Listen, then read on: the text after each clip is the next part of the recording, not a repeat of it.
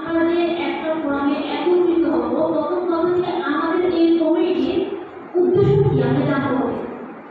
আমরা একত্রিত হয়েছি, আমাদের উদ্দেশ্যটা কি? আমরা কি সবাই জানি আমাদের একসাথে হওয়ার উদ্দেশ্যটা কি? সম্মানিত যেসব বীর মুক্তিযোদ্ধা রয়েছে, আমরা কি সবাই কি জানি আমাদের উদ্দেশ্য কি? আজকে একত্রিত হওয়ার উদ্দেশ্যটা কি? আমাদের কমিটির পক্ষ থেকে বলতে চাই, আমাদের হিংসা বিদ্বেষ ভুলে গিয়ে আমরা সবার প্রতি ভালোবাসা এনে কাজে কাজ মিলে আমরা এই মুক্তিযোদ্ধার খেদমতের জন্য আমরা সচেষ্ট চালিয়ে যাব। আমরা চাই আপনাদের সহযোগী। অতএব এই আমাদের যে সহযোগিতা করবেন, এই আমাদের সহযোগিতার হাত বাড়াবেন আমাদের মাননীয় উপজেলা নির্বাহী কর্মকর্তা মহোদয়।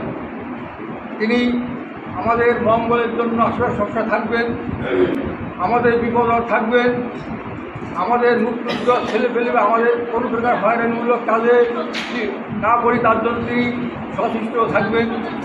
আর তার আপনার সুন্দর কথা বলতে চাই, সেটাও আমাদের ভাগ্য ভালো যে আমাদের মাঝে যে মহান উপজেলা কর্মকর্তা বসে আছেন, তিনি একজন উত্তর মেয়ে।